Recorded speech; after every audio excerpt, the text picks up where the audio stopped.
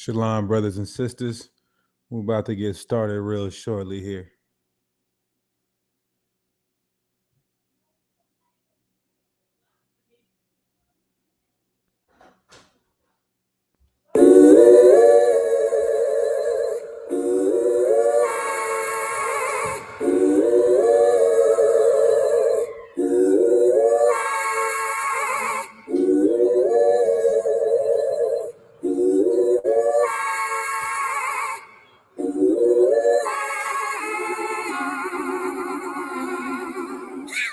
In my hood, you hear sirens and semis pop. Judah keep vexing Ephraim. When will the envy stop? No love for any cops. That's what got Kenny shot. Y'all drinking Henny shots. I'm investing in penny stocks. They give me props. Rapping, teaching, debating, unity, while Satan trying to weaken the nation. Cops in my community kill us with every opportunity. No justice or peace, the police get immunity. Look, rubber bullets and riots who's when they gear up, asking where the love went, cause judgment is near us. And kids rather pour up a foe and sip the syrup than learn about how the black Moors grew in Europe. We divided by economic material schism. My people are serial victims of imperialism. I tell the truth in the booth, boy, my pen no lie. They love the Hebrew Israelites. Ask the NOI. Let's pray. I pray. Abba, yeah, how will rise. I pray for your grace and everything that you shall provide. I pray every day that you teach me how to strive to put my trust in you, because in you is where the power lies. My people are dead and punk will come out and hide. I pray every day, no excuses or alibis. I pray that every last one of these cowards die. I pray all of this in the name of Yahweh Shai. Can't feed the flesh, don't need the stress, so I fast and I rest instead. Cold sweats in the bath, trying to grasp if I sat in bed. In my dream, I had a twin. He stabbed me to death and fled. Visions of a pale horse and a dragon with 7 heads. Vagabond, Babylon, being watched by the Lord. Can't even stop by the store, cause on my block it's a war. Jehovah Witnesses don't even knock at my door, cause they know they false doctrine will get chopped by my sword. Yeah, I'm with the lyrical or the spiritual murder play. I see some ravenous wolves leading the herd astray. My homie's mom's a tweaker, I watch him serve a yay. I'm numb to this game and the pain. I'm an inverted. When the Messiah comes serve, we gon' witness the sun purge. He coming back to judge every idle and dumb word. My team always moving in silence, we unheard. The elite wanna converge on the elect in the 1/3. I pray, Abba, yeah, how will rise. I pray for your grace and everything that you shall provide. I pray every day that you teach me how to strive to put my trust in you, because in you is where the power lies. My people are dead and punk will come out and hide. I pray every day, no excuses or alibis. I pray that every last one of these cowards die. I pray all of this in the name of Yahweh Shai. I pray you sing to the Lord a new song. Sing praise in the assembly of the righteous. Let the saints be joyful in glory. Let them sing aloud on their beds. Let the high praise of God be on the mouths of the saints, and a two-edged sword in their hand to execute vengeance on the demonic nations and punishment on those peoples. To bind their king for change. If only I could spread my wings and fly away, I'd escape this place right away and be gone, vanished without a trace. That's where I stay. It ain't safe for kids to go out and play. No matter if it's night or day, you can be hit by a stray. So every morning when I awake, I pray for a brighter day. Don't know how much more darkness my eyes can take. Criminals populate the city, crime is at its highest rate. Growing up, I was surrounded by a lot of hate. Through the tribulations, I acknowledge that Yahweh's great. Hey, wait till he sent his son to deliver us about this place. Babylon the Great, better known as the United States, the place that was built off of oppressing an entire race. But when them tribes awake, we about this place. Every nation under the sun gonna be more shook than a violent quake. Let's get it right, Jake, so we can take our rightful places. 12 gates reserved for us. Our paradise awaits.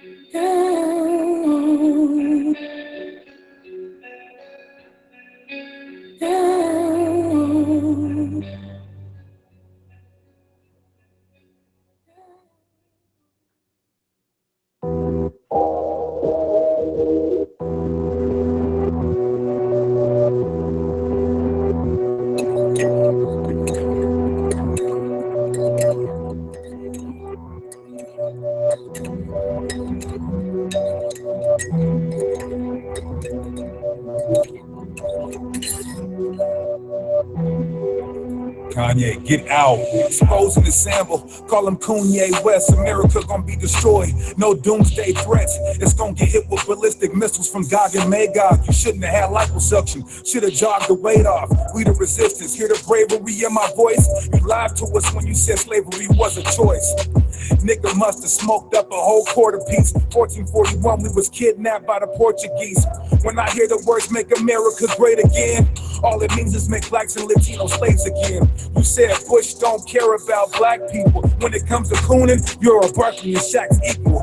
You was the realest spitter ripping the beat up. Now you in a sunken place, phone clicking the teacup. Yeah, learning you're a slave, mom turning in her grave. Lyrical sermon on the page, just burning off. America was great when they stole the land from the natives. It was great when they brought blacks over on slave ships. It was great when they prospered our free labor. It was great when burning our bodies was sweet savior. It was great when they could rape our women at will. It was great when they did our children like Emmett Till. It was great when firemen sprayed us with hoses. It was great when they killed all our modern day Moses. Could you cherish a place where we perished in hate? Then wear a hat that says you want to make America great. Your character's fake, saying Trump represents freedom. He's eat 'em. He told cops when you stop blacks mistreat them.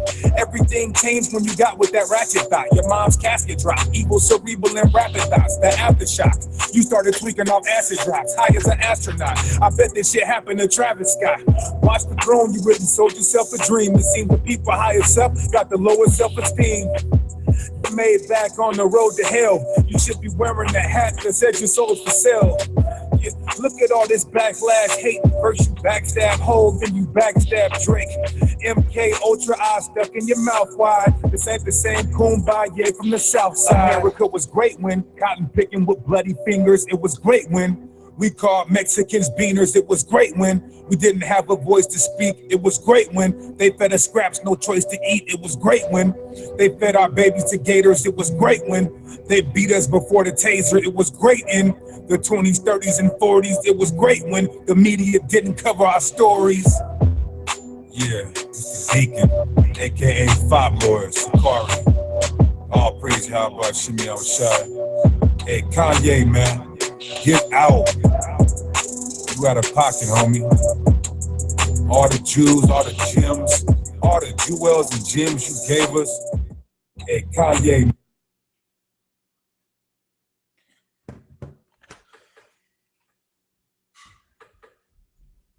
Mic check, mic check, mic check. Mic check, mic check. Put them chats in there. Put them ones in that chat. Let me know if you hear me. You hear me? You hear me? All praises. There we go.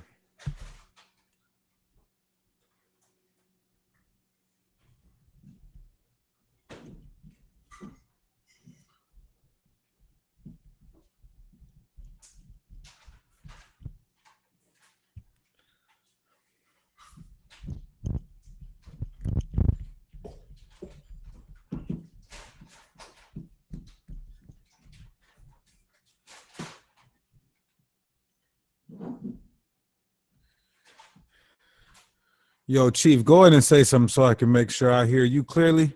Hello? Okay, gotcha. Let me get the brother on here. I'm not seeing anything. Let me send him the link. Send him the link. Let's get this link going. Okay, let's see. Bam. All right.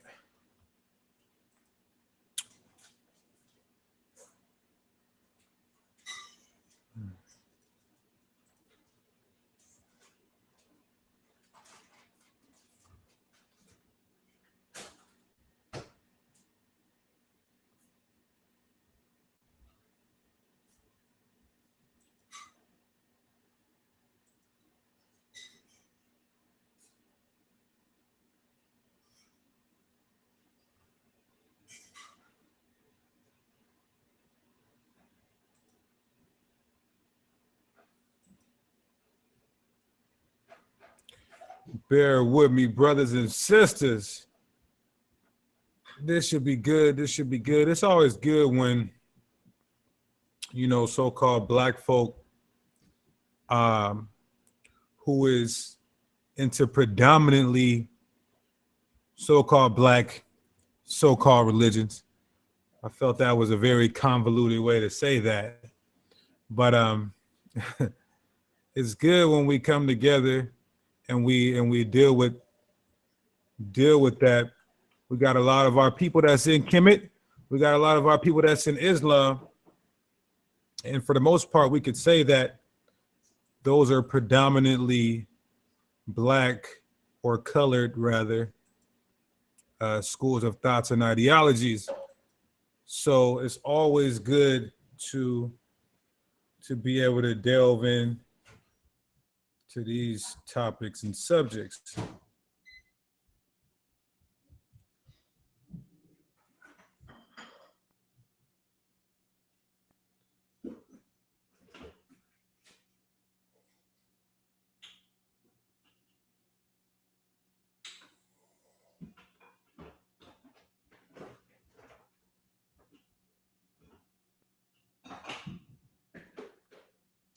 Oh, we got Miami. Tell me about that Miami. We got what? When is that? Tomorrow?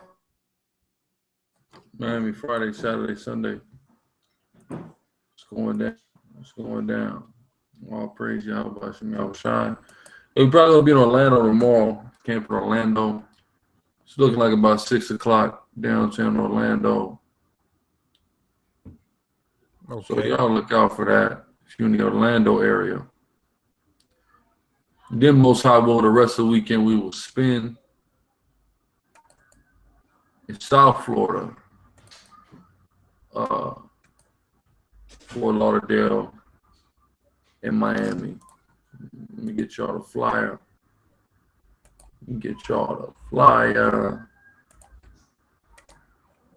Oh yeah, I want to put this out there as well. Make sure this is shared and present to everyone. Yeah, so also, we got that summit coming up in Atlanta, January 24th to the 27th. Mind y'all, this stuff is free because I've had people ask me about how much is it going to cost. The summit is free, okay?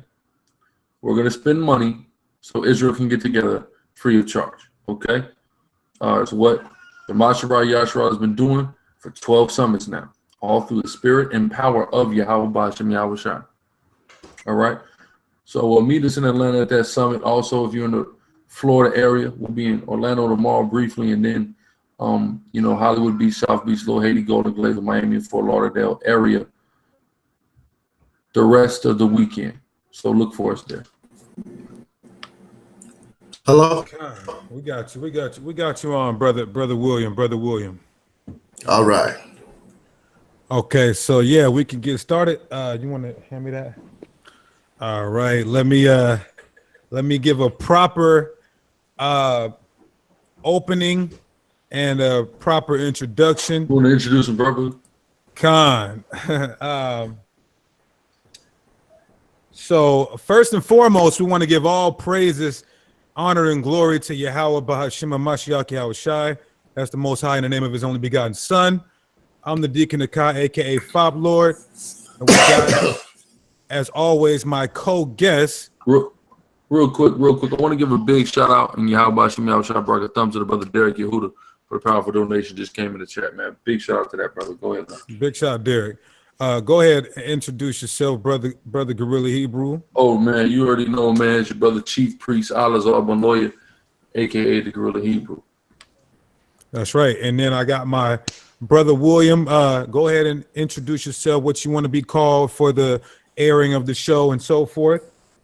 My name is William Humphrey. I go by Tahuti Forever. I'm the author of Quantum Philosophy, Meanings, Answers, and Promises, and I am a Kemite.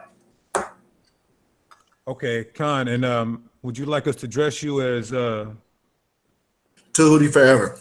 Okay, Tahuti. Brother Tahuti, is that okay? That works. Okay.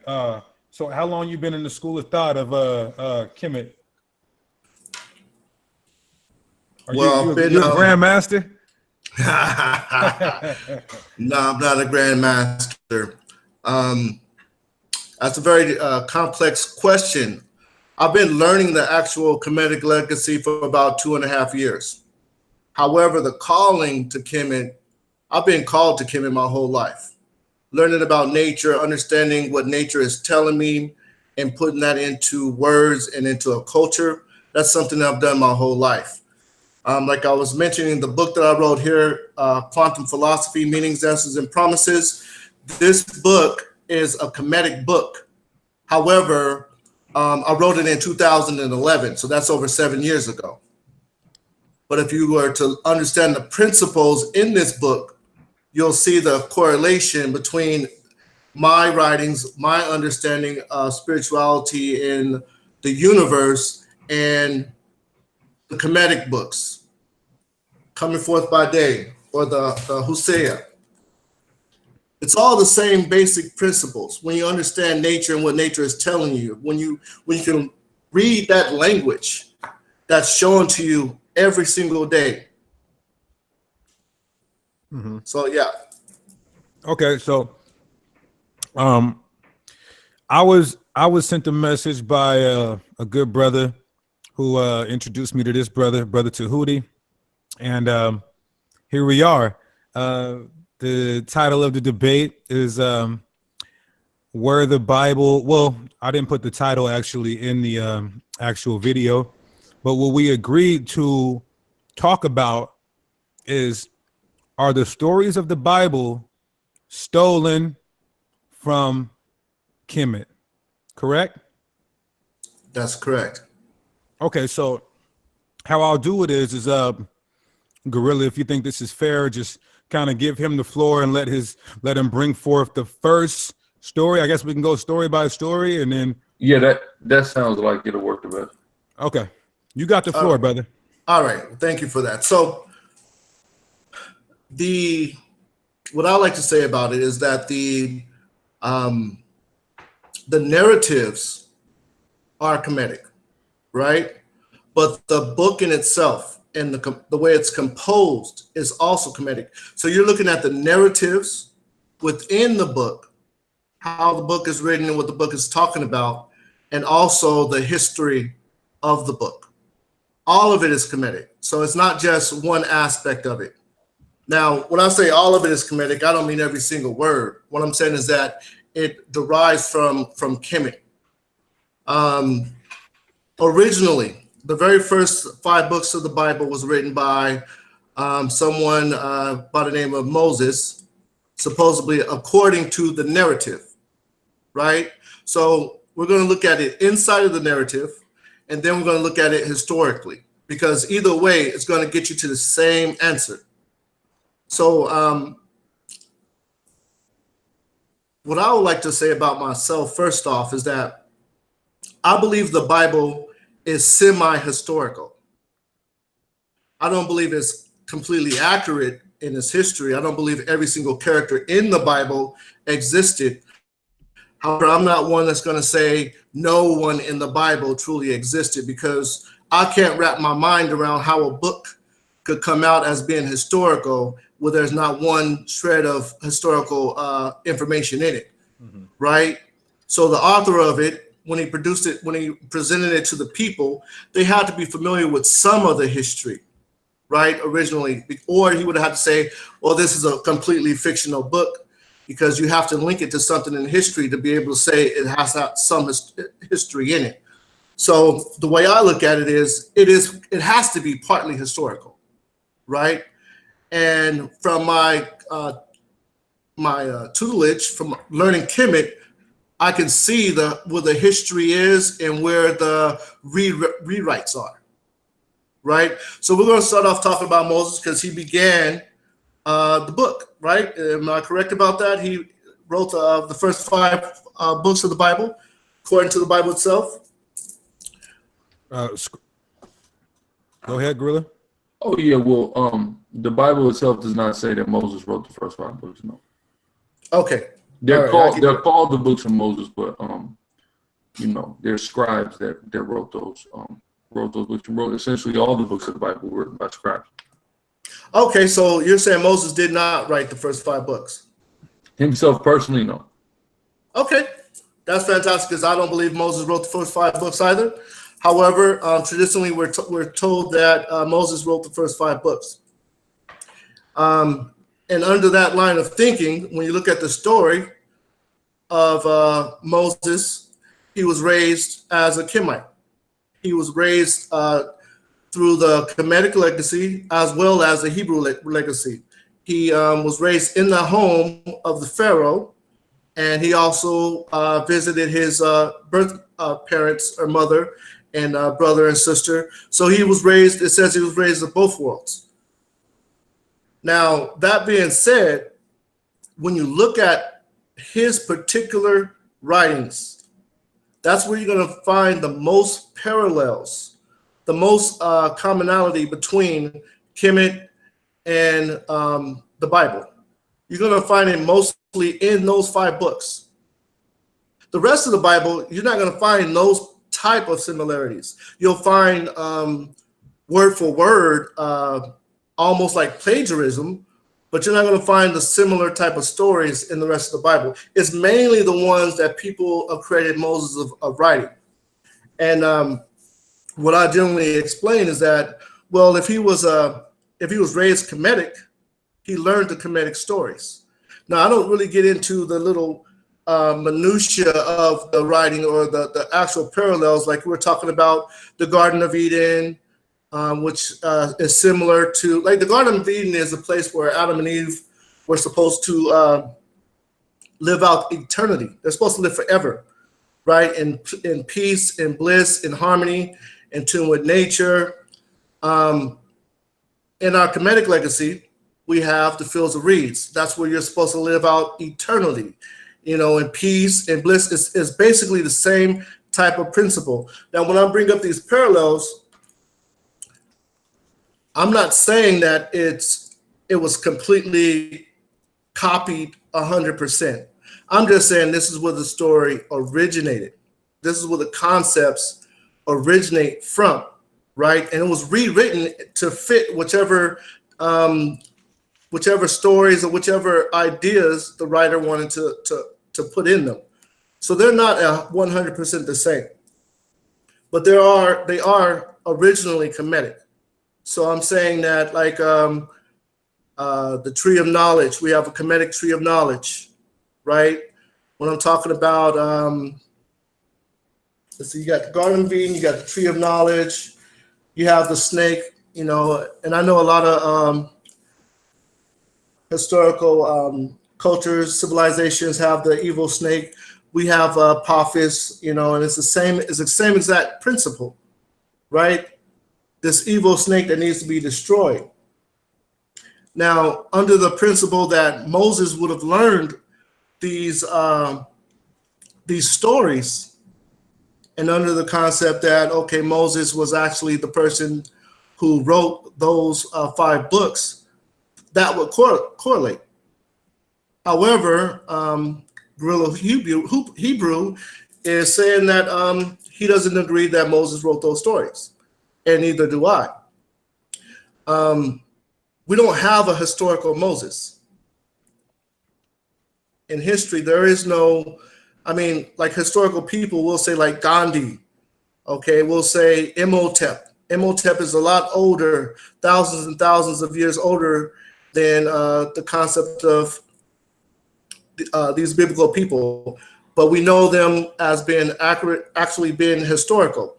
But Moses, we don't have anything historical about Moses as far as him being an actual person. Now, I don't know, Guerrilla Hebrew, approximately what time did Moses supposedly have lived? Well, that's something that's that's something that's up for debate. Some would say in between 1300 and 1800 BCE. Somewhere in between 1300 and 1800, so that's a 500-year span. If we hit it in the middle, we cut the difference, that's about 1500, right? So somewhere between 13 and somewhere between 18. So you get 1500 if it's in the middle, right? Somewhere in there. So if you go into history, Moses is supposed to be a historical person in Kemet. Inside of Kemet, he's supposed to be historical. So if we go into what was happening in Kemet around that time, we do find an exodus. There was an exodus in Kemet around the same exact time that the Bible generally says Moses, the Exodus happened, right? Somewhere around 1500, 1600. You find that same exact exodus of people leaving out of Egypt. Over 500,000 people living out of Egypt. I know maybe the Bible says 2 million. Historically, it was over 500,000 people leaving out of Kemet and going into the Middle East, going into the land of Canaan. This is what we have historically. Those people were called the Hyksos, right? The Hyksos were ran out of Kemet. They ruled Kemet. They were not slaves. We don't have any historical evidence of slaves being abundant, like in the Bible, like mass slavery. We do show that there were some people in bondage, some people captive of war. We do show that in Kemet, but not on a mass level, like it says, as far as the Bible is concerned. So that correlation, you don't find that in history and in the Bible. But what you do see is that there was an exodus around that same exact time frame where Moses was supposed to live, right? If we can draw that number down, if I was to look it up, most people are going to say about 1550, somewhere in the 1500s. That exact time frame, I don't know if I can share my screen at all. You can. You can. So you just go to your screen, go to whatever window you want to open up, and then go to the left of the Google Hangout browser and click the green arrow. Once you click the green arrow, it'll show you, give you an option of which screens you want to share. Boom. And click that one and proceed. All right, let me pull this up really quick.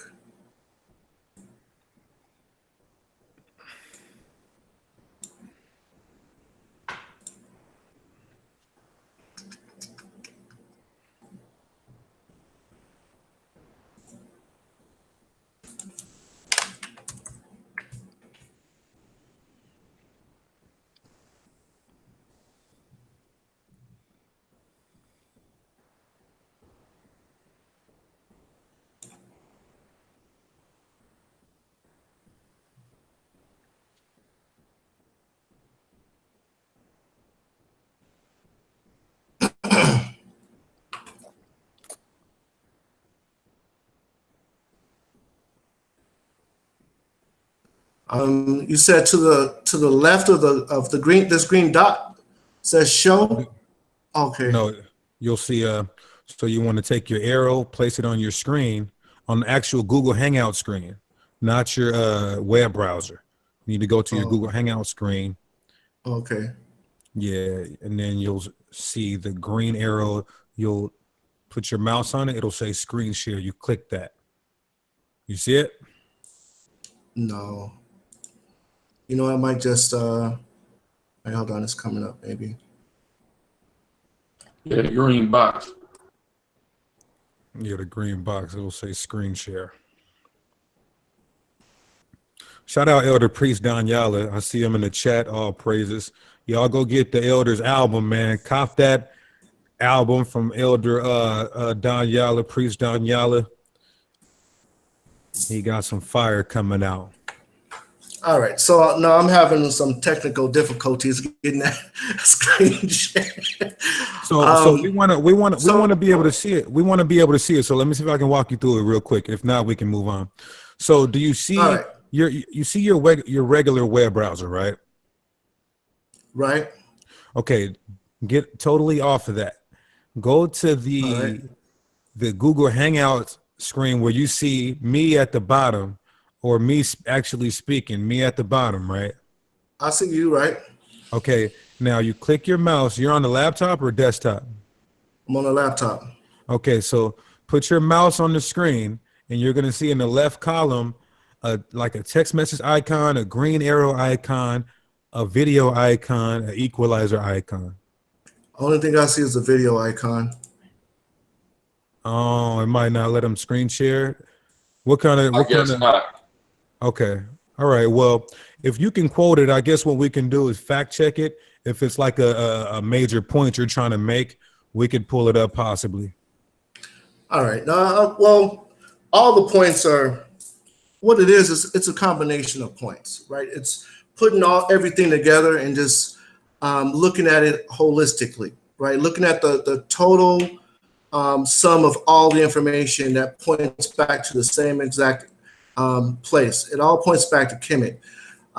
So I'm only going to read off this little script here from the Hyksos, and they were ran out in 1550 BCE, which is smack in the middle of the time frame where Moses was supposed to live.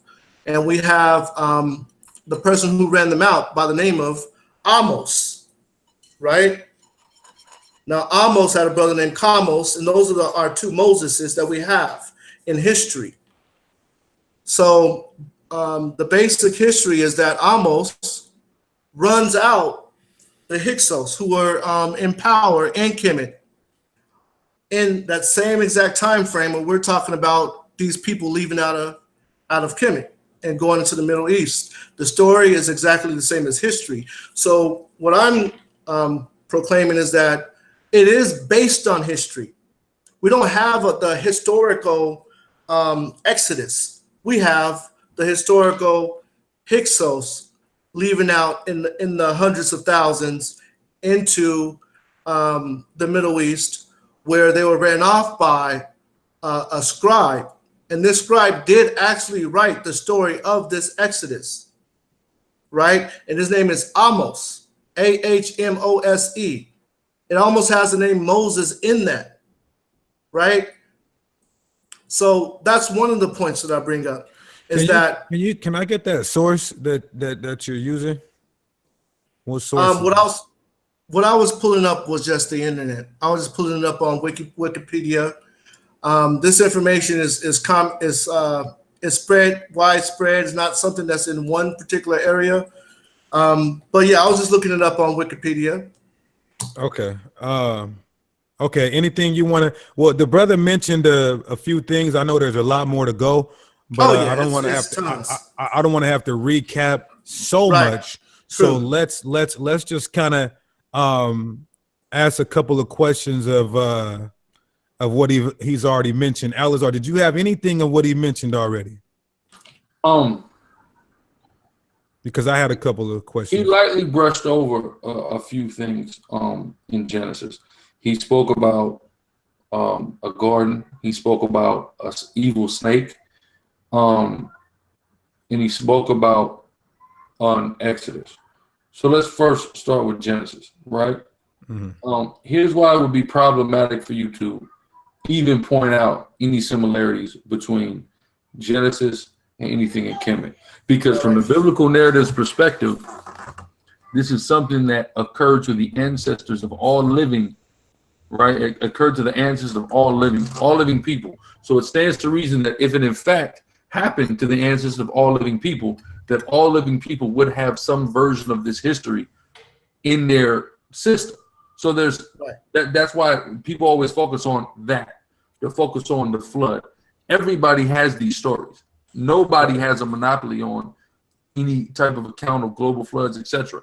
A cosmological story dealing with the first, dealing with two beings and things of this nature. None of these things, nobody has a monopoly on them. So when somebody says that the stories of the Bible are borrowed from Kemet, there's a lot of stories in the Bible. So I would need you to produce something that happens after something that is not, from the biblical perspective, a shared collective account of something. You see what I'm saying? So going into Exodus would be good to start. But even the whole Hyksos hypotheses is something that has certainly been called into question. And scholars today more so lean to the Israelites being the Shasu and not the Hyksos. So there's another issue just there. But I would really like for you to show me what other stories that we from the Bible or that the Bible took from ancient Kemet. Right. And again, I'm not saying that that the story is completely identical, right? So if you're saying that the Israelites were a different people, that piece of the story, okay, I can see that might have been written in that way. But the point is that in the narrative itself, inside of the narrative, we see Moses being raised Kemetic. We see Moses learning being raised up. Okay, so we see that. And then we're saying he's accredited with these writings, which me and you agree that that's incorrect, right? And then we also see that we don't have any historical Moses. Now, if you were to present a historical Moses that was not Amos at the same exact period, doing exactly the same as the story in history, if you were to present a different Moses and say, okay, he has a different Exodus at that same exact period that Amos has the Exodus of the Hyksos, then I would say, okay, well, that makes sense. But the thing is the story is exactly the same. Regardless of how some people are interpreting it, we understand that the story is still the same. We still have an Exodus. We still have the Moses or Amos. We still have people leaving Kemet going into the same region, right? Exactly at the same time. Now, you gave a broader time frame than what most people give. Most people give 1500, 1550, and you gave between, 1300 and 1800, so I had to put it down the middle. But generally, we're talking about 1550, right? So your range was a little broader. It would have been a little better if you would have dialed it down, but I understand that you don't want to be incorrect. You want to give the best information that you have. So being that you gave us this broad range, and then the very focal point, the very center of the range you gave us, we do see this Exodus. We do see Moses or Amos, right? It's exactly the same story. So you're saying you want to move on from that? Well, I just had a few quick questions. I don't want to, because my brother Gorilla Hebrew, he's very familiar with the whole, Kemet family, the House of Consciousness with Sadnetta, so on and so forth. What I like is I deal with the Bible, I deal with history, but I did have a question, and I want to let you know something. A lot of my beloved Kemet brothers, they don't really understand because they're going off the narrative of Christianity. So I will say this: a lot of the stories from Christianity have been stolen from Kemet. Absolutely.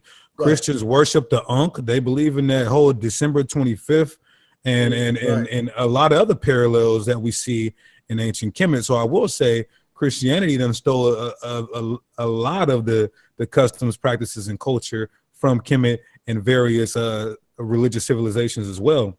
Right. So I wanted to know, you mentioned Adam was supposed to live eternal. Is that something in a source that you said the story of Adam represented who again in Kemet? I didn't mention that the story of Adam represented another person in Kemet. What I stated was the Garden of Eden, and I was given the parameters or the basic understanding of the Garden of Eden. You have Adam and Eve in the Garden of Eden. Okay. And I was comparing the Garden of Eden to the fields of reeds, which is a similar concept. Okay. And in that concept, there's beings there that were promised eternal life. Right. There were beings. There's no death when it comes to Kemet. We don't have the type of death. We have life, we have new life, we have rebirth. Everything, you sleep one day, you wake up the next, right? So it's a continuous stage and cycle of life, right? The location where you can live out eternity is called the fields of reeds, Now, that location may not be the physical plane as we call it here, but it's a field or a garden where you can live out eternity. And that's the basic premise that I was comparing it to. Okay, have you ever heard of anywhere in the Bible where it said Adam was predestined to live forever? Predestined? Well, no, I don't think it was mentioned in that way. You know, he wasn't supposed to eat of the tree of knowledge, and then God told him he would surely die, but it didn't say it in the exact phrase that you said it, because you kind of turned it around. But I do see your point. So what you're saying is that if it doesn't actually mention it directly in the Bible, then that's a presumption. Well, I'm not saying that you can't plead your case. I'm just trying to get an idea of how detailed are you saying the stories have been stolen. I mean, if I'm okay. No, you got certain people like Jack boys, like Jack boys, right? You got some Jack boys, they'll just pull the strap on you and take your Jordans. Then you got some Jack boys that'll draw down on you and leave you running up the street butt naked. So exactly according to your understanding, how much did we allege? Because I'm gonna say allege because I stand on the Bible. How much of each story did we allege? Still from, like, for example, you mentioned the tree of knowledge of good and evil. Are you thinking, according to your understanding, that that's a literal tree? Right. I'm not claiming that the story is true, right? What I'm saying is rewritten. The person who rewrote it, I'm not saying that they got the details pinpointed or that they even tried to get the details pinpointed.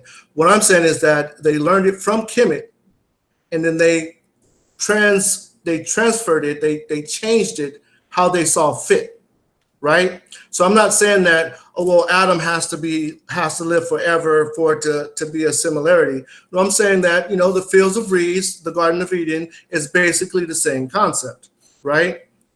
So it's more of a general type of a thing, and you see that more in the first five books of the Bible than you do in the rest of the Bible. You see things like the Ten Commandments. Now, I'm not saying the Ten Commandments are plagiarized. I'm just saying that the concept itself was rewritten. Now, I'm not saying they dialed it down 100% or got it 99%. What I'm saying is they changed it how they saw fit. I'm saying it originates, right, in Kemet. Now, hold on. Now, how does it originate in Kemet? I'm just saying that the laws, the Ten Commandments is a set of laws, and those set of laws are similar to the same set of laws that the Israelites would have learned while they lived in Kemet. What are the set of laws they had in Kemet? Well, we have the 42 negative confessions. Okay, so real quick, what's your Exodus date? Say that one more time. What's your Exodus date again? Exodus in the late 1500s BC, 1550, somewhere in there. Okay, so late 1500s. Here's how your Exodus date and what you just said don't line up, and they actually defeat each other, right? If we borrow from, let's say, the 42 laws of Ma'at, the 42 laws of Ma'at are found in the Papyrus of Ani, correct? Correct. The Papyrus of Ani is something that's a work of the 19th dynasty, which is 1292 BCE to 1189 BCE. So literally, the 42 laws of Ma'at are centuries after the Exodus. So how is it that we learned it in Egypt and then took it somewhere else and put a remix on it if Egypt didn't have it when you say we left it? Well, again, you have to understand your premise is that it actually happened, right? My premise is that it may not have happened whatsoever. Now, you're going by my Exodus, but you're going by my Exodus date, and you're saying, okay, the 42 negative confessions were created in 12 BC, which was after they would have left out. So I'm not saying that they wrote it right then and then on the spot. I'm not saying that when they left, they took it with them. What I'm saying is that that culture is where they got it from, right? Brother Tahuda, you mentioned a source you brought out earlier that substantiated the Exodus, and you mentioned that they named the character or individual Amos, and you mentioned that it had a similar name to Moses. So were you just using that for arguendo's sake or being objective, or do you take that source as to be a credible historical source? No, I pulled that off of Wikipedia. So I know Wikipedia could be, well, the information that you're saying, that's what I'm saying. My source didn't say that. Okay, I just read Wikipedia and I was giving you my opinions on what I read. Now I'm saying that the name Amos is similar to the name Moses, right? That's my opinion. That's not what Wikipedia said. I'm saying it just gave us. But the character you mentioned was Amos, and you brought the source out to substantiate that it was the Hyksos being in the Exodus and not the Israelites, quote unquote. Well, I'm pretty sure the word Israelite is not even ancient, right? So we're not, the people wouldn't have been called Israelites. Okay, so, let's subtract that. Let's subtract that. Right. Let's subtract that from the equation. But I just want to know the historical source that you pulled to prove that there was a guy named Amos in the Exodus did happen. Now, are you retracting that and saying that you shouldn't have pulled that, or Wikipedia is a faulty source? Or I'm asking because you went to a source that said the Exodus happened, then you gave a 1550 date on the Exodus, and then when you found out the 42 confessions were produced roughly 1290 circa BC, and when you've seen how it conflicted with your ideology, now you're kind of abandoning if the Exodus ever happened or not. So I want to know exactly why did you pull the historical source in the first place? No, I don't work in that way. I don't work in trying to cover my own tracks because I'm incorrect. If I stand incorrect, I'm incorrect. That's just the way it is. My basic belief system is not Kemetic. I just became Kemetic recently and learned the lingo, learned the history, learned what's written recently. But my essence has always been Kemetic, so we're standing on truth. So I may have given you the wrong impression of what I was trying to explain. I wasn't explaining that the Exodus didn't happen. What I was explaining is that I wasn't saying that they took the information at that same point in time. That it comes from the culture, right? So that culture could have had that information handed down for a very long time. But my point at that particular time, what you're bringing up, I was saying is that they could have left out of Kemet and still took the negative confessions later on, right? I wasn't saying that the Exodus didn't happen in 1550. Okay. Alazar, anything else? If not, we could proceed. No, go ahead. Everybody's saying the screen is frozen, like everybody. So yeah, we just lost 100 followers. Dang. I mean, people are just refreshing. I don't know what's going on. Yeah, it is frozen. It is frozen on my side. Yeah, and we lost 100 people quick. Dang. Okay. Damn. What should we do? Restart and come back in? You said what? How should we do this? Because it's froze on everybody's end.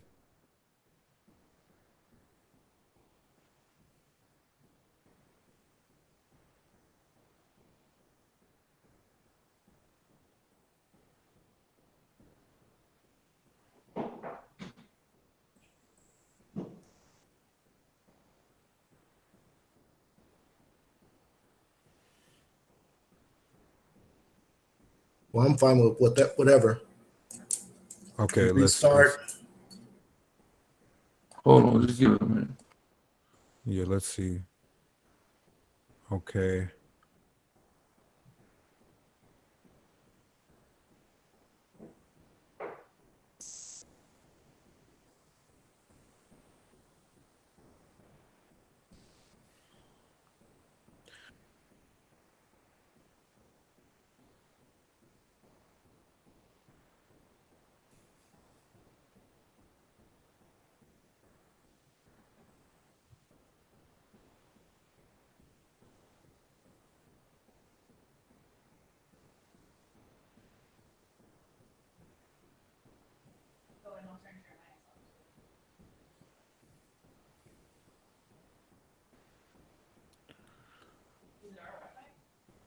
No, it ain't.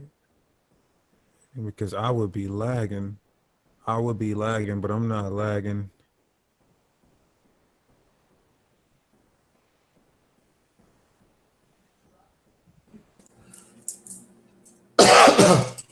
This is crazy. I've never had this occur. Yeah, only time I seen this happen was when Solar had to restart and then redo another live. Yo, I guess we might have to do that. We might have to do that because this is yeah, let's I guess let's just restart. So we'll start a new one, brother, and we'll send you the invite right now. Yeah, I'll send an invite to your messenger. All right, that works. All right, All perfect. right, bet. Appreciate it. Shalom.